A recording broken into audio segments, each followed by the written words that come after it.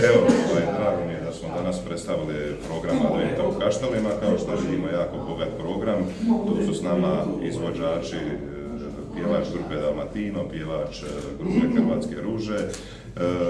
Osim njih, evo, u samome programu ćemo također imati i violu.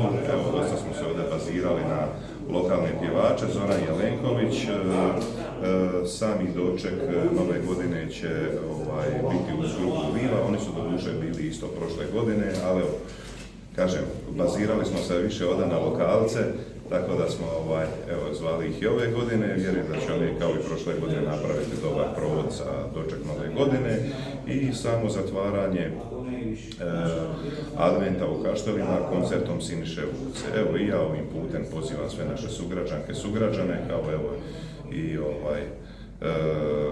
sugrađane i građane iz susjednih gradova da nam se pridruže, da se zabave. Nadam se da će biti veselo kao i svih ovih godina.